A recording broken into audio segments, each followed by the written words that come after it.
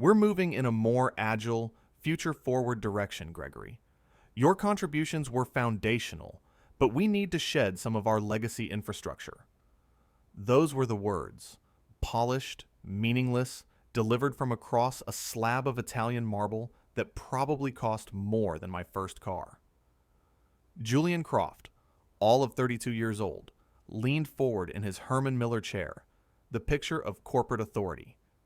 He wore a Brioni suit that fit him like a second skin and a Patek Philippe watch that gleamed under the recessed lighting.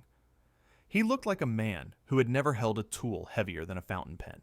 He was right about that. My name is Gregory Walsh. I'm 52 years old.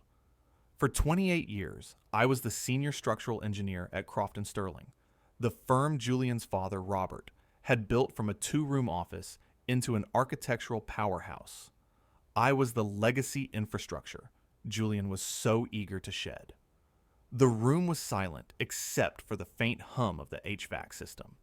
The other two senior partners, men I'd worked with for over 2 decades, stared at the marble tabletop. Their knuckles were white. They wouldn't meet my eye. This was Julian's show, a demonstration of his new power as CEO, and they were just part of the set dressing. He'd been in the top job for 11 months, a period marked by a flurry of press releases about synergy, disruption, and a new paradigm of architectural design. He'd replaced the solid mahogany furniture with glass and chrome, and filled the lobby with abstract art that looked angry. Madison Taylor from MIT will be taking over the department, Julian continued, a small, self-satisfied smile playing on his lips. She's a digital native. Her proficiency in generative design algorithms will position us to capture the next wave of urban development. I just nodded. My hands were resting on my knees, calm. There was no tremor. Inside, a cold, hard knot formed in my gut, but my face gave nothing away. 28 years of service, of late nights staring at blueprints until my eyes burned, of weekends spent on windswept construction sites checking steel welds and concrete pours, missed birthdays, forgotten anniversaries, a daughter who once asked if I lived at the office. All of it erased by a kid with an MBA and a vocabulary full of buzzwords. Security will escort you to your office to collect your personal belongings, Julian said, his tone final. He glanced at his watch. 4:17 p.m. He had another meeting. I was just a checklist item. We wish you the best in your future endeavors. It was the ultimate humiliation. To be walked out of the building I helped build, past the junior engineers I had mentored, treated like a criminal. But what Julian Croft, in his infinite Wharton-fueled wisdom, never bothered to check was the signature block on the United States Patent and Trademark Office filing for the Helios Tower.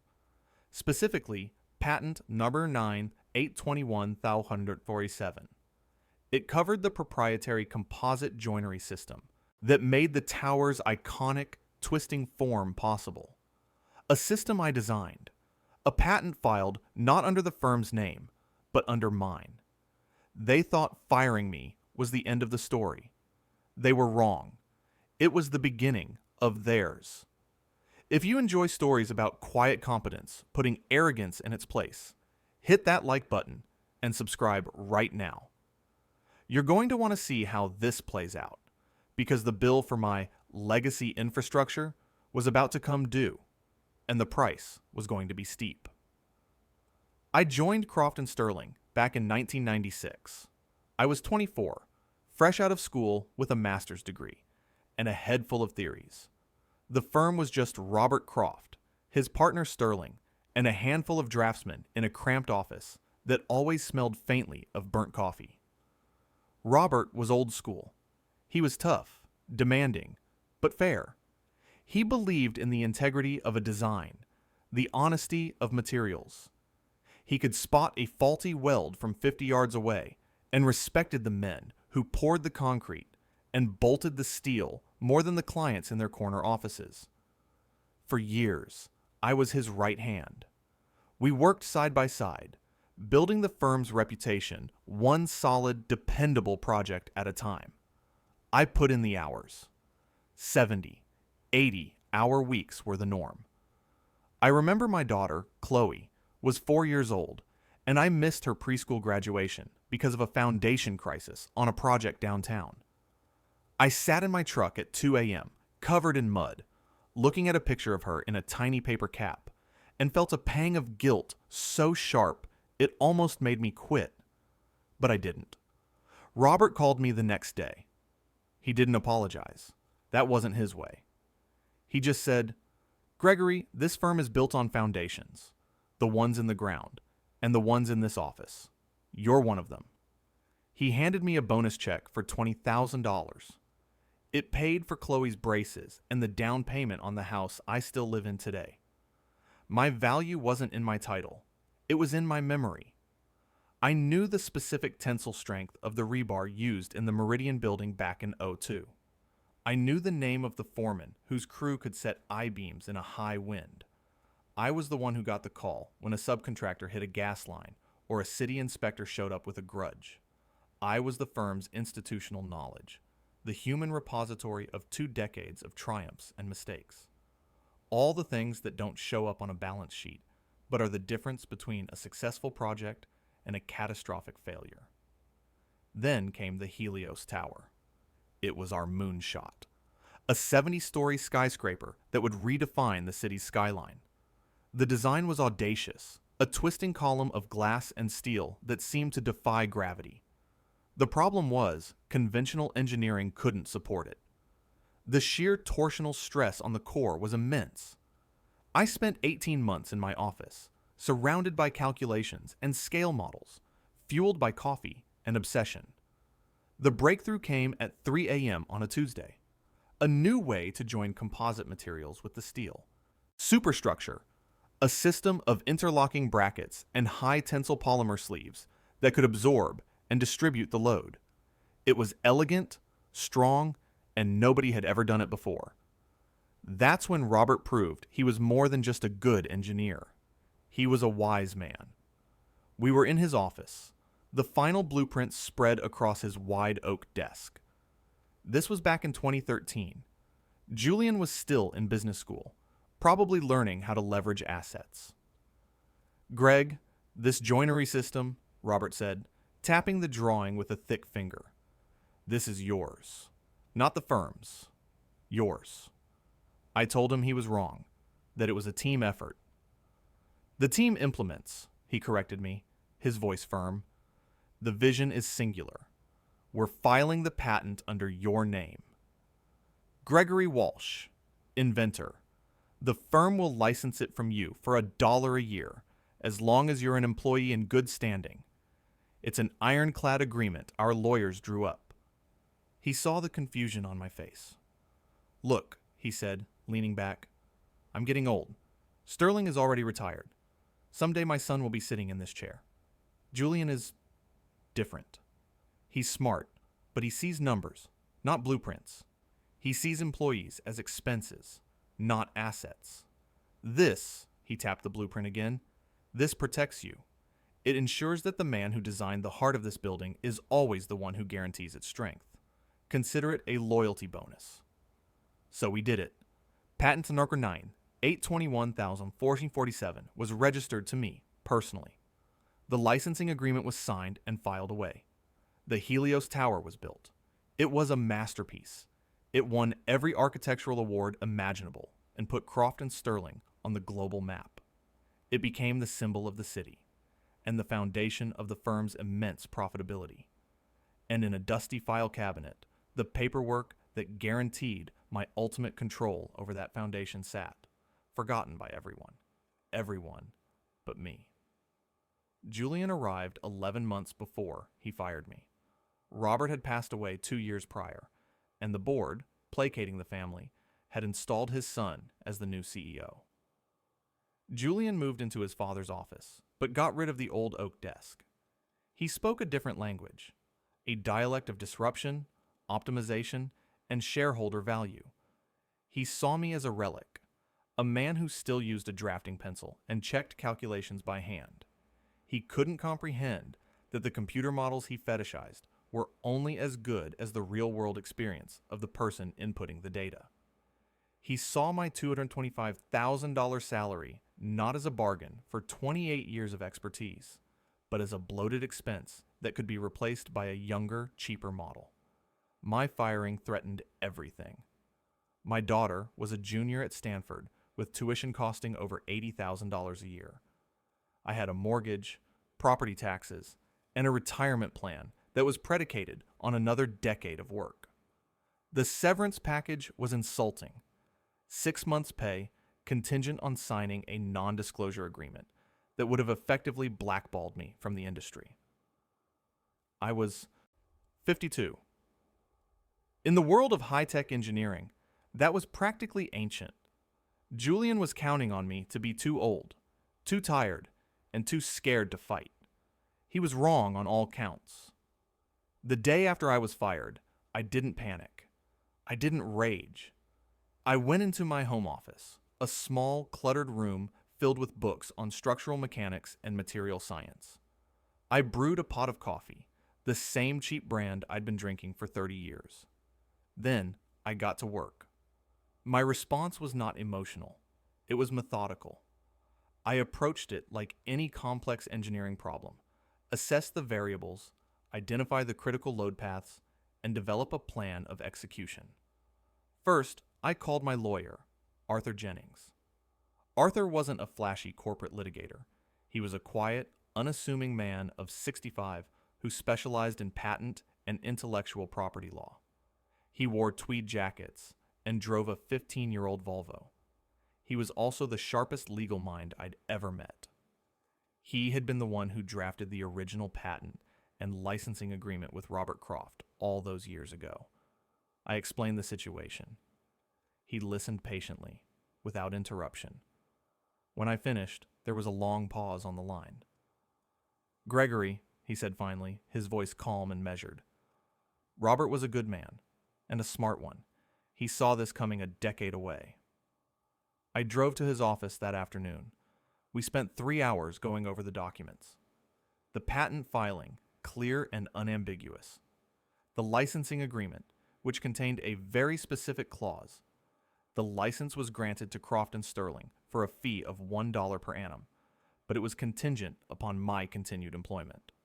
My termination, which was not for cause, triggered an immediate revocation of that license. Furthermore, city and state building codes for a structure of the Helios Tower's class required a formal structural recertification every 10 years. That recertification had to be signed by the engineer of record. For proprietary systems, it had to be signed by the patent holder. The 10-year anniversary of the Helios Tower's completion was November 15th, 2024, just 8 months away. They have no idea, do they? I asked. "Based on what you've told me about Julian," Arthur said, a rare, thin smile appearing on his face.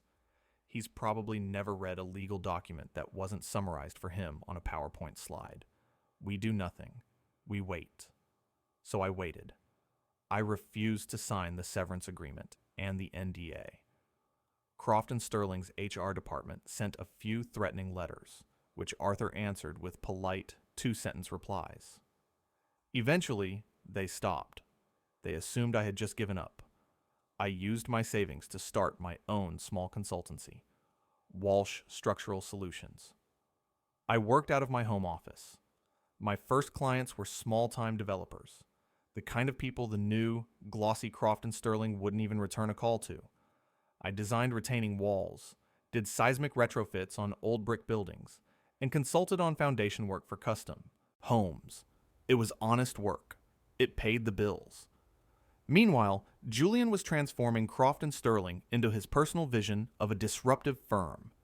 He spent a reported $4 million on an office redesign. He leased a fleet of black BMW 7 Series sedans for the partners. He was featured in Architectural Digest, standing in front of the Helios Tower, talking about how he was leading the firm into the 21st century. He never mentioned my name. He never mentioned his father's. It was all about him. His arrogance was his greatest vulnerability. He believed he had already won. He made a series of critical, unforced errors. He promoted Madison Taylor, the digital native from MIT, to my old position. She was brilliant with software, no doubt, but she'd never walked a high steel beam in a 30-mile-an-hour wind. She'd never had to tell a client their billion-dollar project was on hold because the concrete mix was bad. I started getting calls, old colleagues, subcontractors, even a few city inspectors I'd known for years. The stories were all the same: chaos. Deadlines were being missed. Budgets were ballooning. Madison's designs looked beautiful on a screen, but they were impractical to build. A project in Boston ran into a 6-month delay because her team had specified a custom-milled steel alloy that had a 9-month lead time. A rookie mistake. A mistake I would have caught in a 5-minute plan review. Croft and Sterling, once a name synonymous with precision and reliability, was becoming a joke in the industry. Julian was too busy networking and giving TED Talks to notice. He was a big picture guy. He didn't care about the details. But in my line of work, the details are the only thing that matters. The details are what keep buildings from falling down. I documented every call, every piece of industry gossip. I built a file, not out of malice, but out of habit. A good engineer always documents everything. In late August, the first official notice went out from the city's Department of Buildings. It was a standard form letter sent to the current owners of the Helios Tower, a real estate investment trust called Omnicorp, and to the original architectural firm of record, Croft and Sterling. It was a notification that the tower's 10-year certificate of occupancy was due for renewal, pending a full structural inspection and recertification. The deadline for submission was November 15th. Failure to comply would result in daily fines starting at $50,000 and potentially a downgrade of the occupancy status, which would force tenants to vacate. That letter was the first tremor. The earthquake was coming. The initial response from Croft and Sterling was dismissive. Julian assigned the recertification to Madison's department as a routine matter. They began the process, running simulations, reviewing the original plans. And that's when they hit the wall. The wall was patent number 9, 821,447. Their army of young, bright engineers could analyze every public domain, beam, and rivet in the building. But they couldn't touch the joinery system. Legally, they were not authorized to assess or certify a proprietary technology they did not own. Their internal legal counsel, a young man who Julian had hired from a tech firm, finally dug up the licensing agreement. I can only imagine the cold dread that washed over him when he read the clause about my termination. The first panicked call came in mid-September. It was from one of the senior partners, a man named David Chen. He sounded stressed. "Greg," he said, trying to sound casual, "we're working on the Helios recertification and ran into a bit of a paperwork snag with your old joinery patent. We need you to sign off on the inspection." "I don't work for Croft and Sterling anymore, David," I said calmly. Julian made that quite clear. "Look, we can compensate you for your time," he offered. "A consulting fee. Say $5,000? $5,000. To save them from a crisis that would cost them millions. It was insulting. "I'm not interested, David," I said. "My new firm, Walsh Structural Solutions, has a full slate of projects. I'm very busy." I paused. "You should have your CEO contact my attorney, Arthur Jennings, if you wish to have a formal discussion." I hung up. The ball was now in their court. For the next month, they tried everything to get around it. They hired a high-priced engineering firm from Chicago to find a workaround. The firm spent 3 weeks and charged them $250,000 before concluding the obvious. Without the patent holder's cooperation, the system could not be certified. They petitioned the city for an exemption. The city, citing public safety, flatly denied them. The deadline loomed. Omnicorp, the building's owner, was now threatening a massive lawsuit for breach of contract. Their primary tenant, a multi-billion-dollar investment bank, was threatening to break their lease. The emergency was no longer looming. It had arrived. It had kicked down the door and was sitting in the middle of their beautiful, minimalist boardroom. The call for the emergency board meeting went out on a Tuesday morning in late October. The agenda was a single, stark item: the Helios Tower recertification crisis.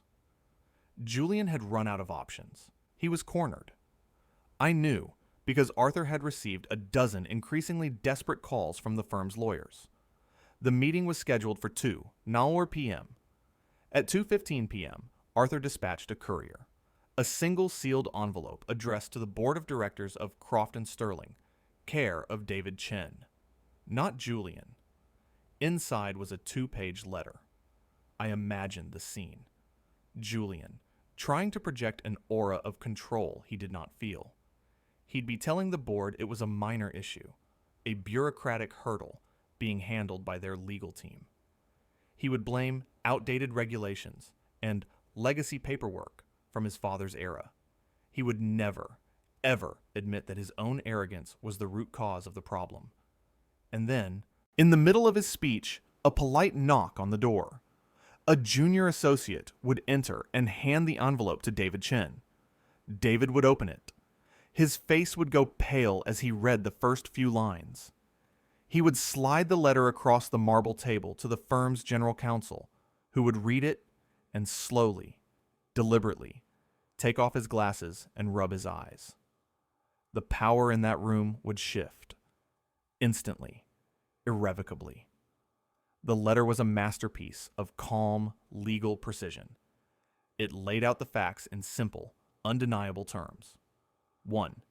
I, Gregory Walsh, was the sole and undisputed owner of U.S. Patent Number 9, Note 921-447. 2. The firm's license to use that patent had been terminated, per the contract they themselves had signed, on the date of my dismissal. 3. As the patent holder, I was the only individual legally empowered to conduct the required 10-year recertification of the Helios Tower's primary structural system. Then came the terms. Walsh Structural Solutions would be pleased to undertake the recertification process. Our fee for this service would be a flat $5 million, payable in advance. This was non-negotiable. Furthermore, upon successful recertification, we would be willing to discuss a new licensing agreement for any future Croft & Sterling projects that wish to utilize our patented technology. The new licensing fee would be 12% of the total structural engineering budget for any such project. This was also non-negotiable. The letter concluded by stating that this offer was valid for 48 hours.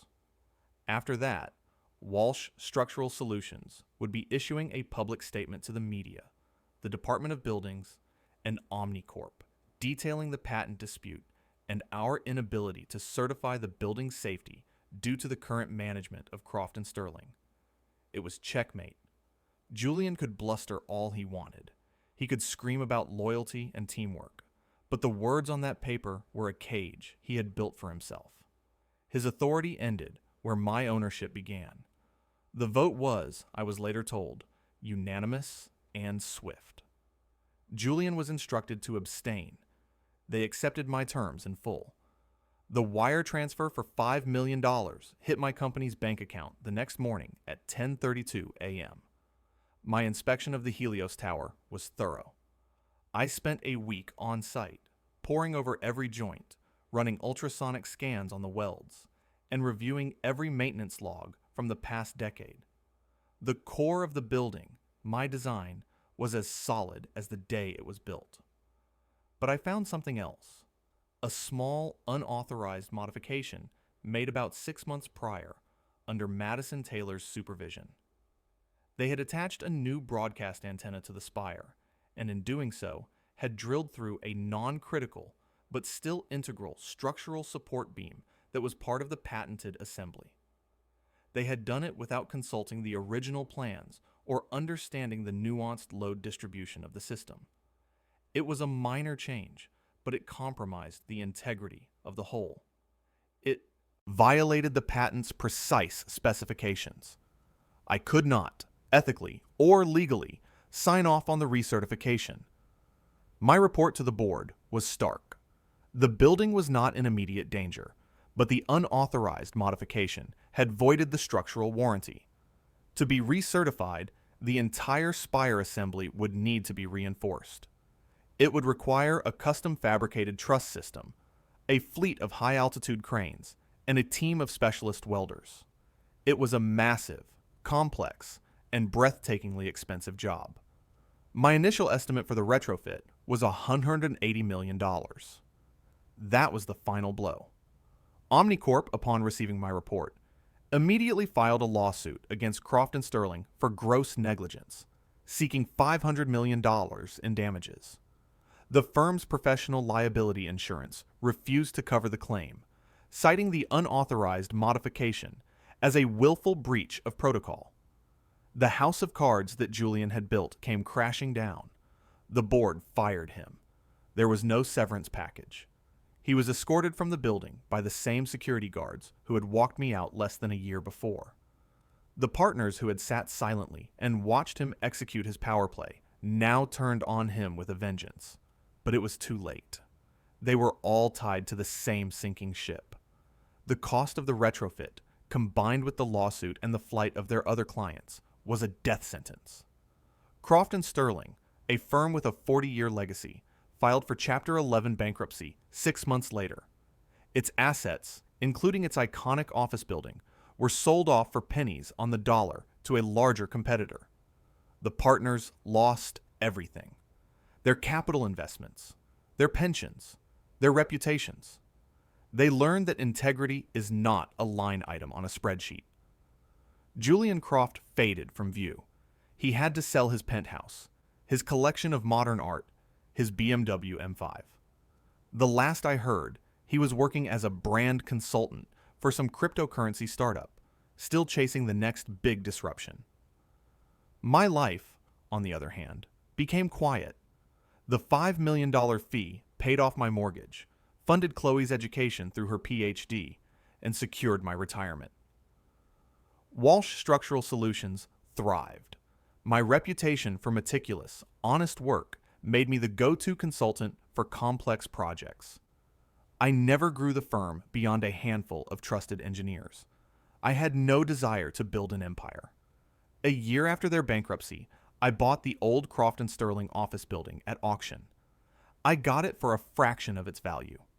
I moved my small firm into a suite of offices on the 3rd floor. I left Julian's glass and chrome in the lobby as a reminder. In my own office, I installed a solid oak desk, just like Robert's. On the wall behind it, in a simple black frame, hangs U.S. Patent, number 9, 821, 447. I'm home for dinner every night at 6 p.m. I attend all of Chloe's parent-teacher conferences. I spend my weekends working on the 1953 Rolex Submariner I'm restoring in my workshop, not on a construction site. I found that my value didn't disappear just because someone was too arrogant to see it. Sometimes you just have to be patient and wait for the invoice to come due. The world is built on foundations, both in the ground and in people. And a weak foundation, no matter how shiny the building on top, will always, eventually, crumble. Thanks for watching. If you haven't subscribed yet, make sure to subscribe and hit the notification bell to get alerts about new stories like this one. Leave a comment letting me know what you think, and I'll see you in the next video.